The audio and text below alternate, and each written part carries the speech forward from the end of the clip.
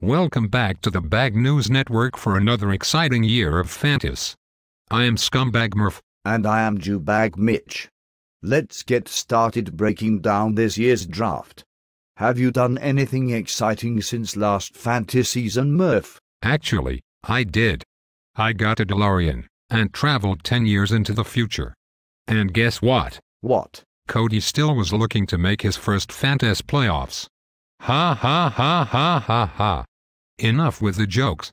Let's get to the action. First up is Harsuilus's team, the Rogers ratio. My guess is that the Rogers ratio involves 2 wins and 12 losses. As B-Roll once said of Harsuilus, he drafts poorly, calls a few people a homo, and generally gets his ass kicked. I think he used Rollins' hand-me-down draft guides since he took Michael Turner at the 2nd and 3rd round turn, and Frank Gore in the 4th round, but that was probably only because he didn't see Sean Alexander on his draft board. Ha has a trio of skilled receivers in Bow, Torrey Smith and Malcolm Floyd. He noticed that last year he picked last and finished last.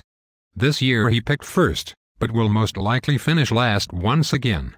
Next up, with the 2nd pick is Rob's team, Dr. Ass Ripper. Rob stopped taking Fantas advice from those dirty towel-headed terrorists and put together a decent team this year. He has a pair of solid receivers, Dez and Hay, Jay Green, and running backs, Ray Rice and Jamal Charles.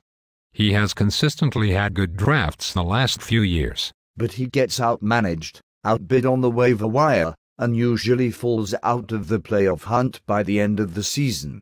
But this could be his year to make the playoffs. The 3rd pick belongs to you, Mitch. Or was it Rollins? I think it was Rollins. Well, I thought it was you. No, I am pretty sure it was Rollins. Oh. Okay, Rollins' team, the Brood, was formerly known as Dog Pound to piss you off, and made me fuck up the draft order. That was enough for him to already consider this season a success. His teams have gotten younger in recent years, but strangely, his record has gotten worse. Rollins was a thorn in my side all draft and stole Julio Jones from right under my nose. Yahoo said he had the strongest draft, and I agree, but can he parlay it into a playoff run? Or is he just another washed-up Fantas manager? I hope he is washed up. Even though he has had shitty teams the last few seasons, he still kicks my ass multiple times each year. I think the last time I beat him, Bush was still president. Moving on, next up is your team, Murph, 3-decade Dawson. I had been having fantasies of drafting Run D, M, C, with the 4th pick, but somehow Arian Foster fell into my lap. You took 2 rookie running backs, Doug Martin and David Wilson. Unfortunately, rookie backs usually don't have big seasons. You did get Jumos in the 13th round, but for some reason, you dropped him already.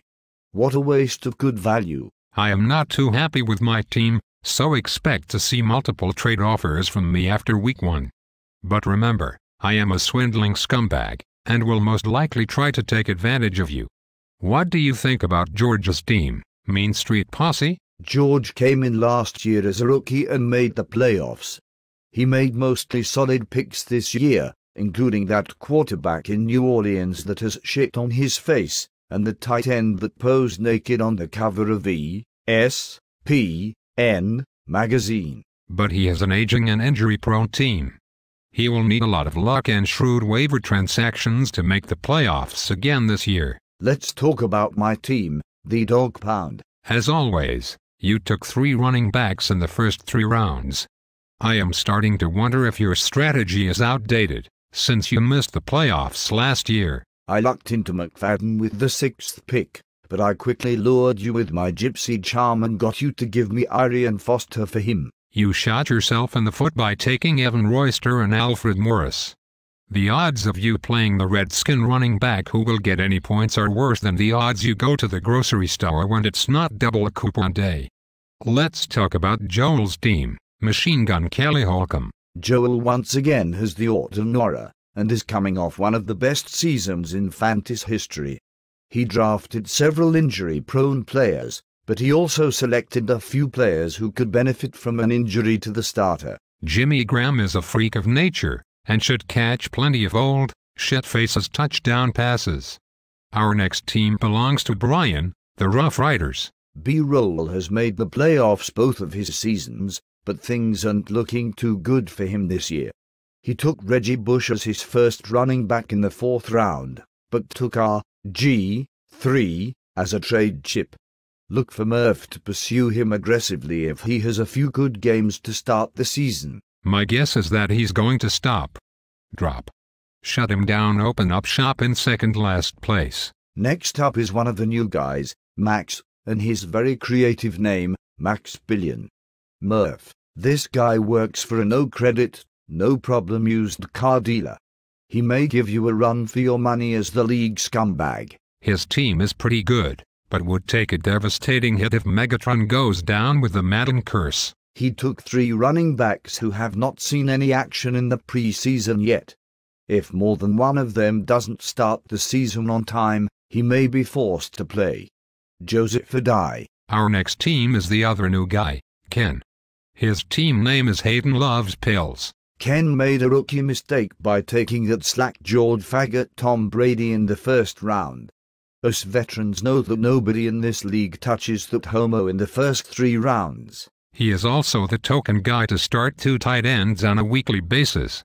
His team will be dependent on a trio of rookies, but he should rack up the receptions with Darren Sproles, Roddy White and Justin Blackmon. Picking 11th is Cortade's team, the Dream Team. His top 2 backs, Matthews and Peterson, are coming off injuries, but if they can bounce back, the sky is the limit for Cortade. Could this be the year that he actually posts something to the forum? Not likely, but I'd think he will be a middle-of-the-pack team with a shot at the playoffs.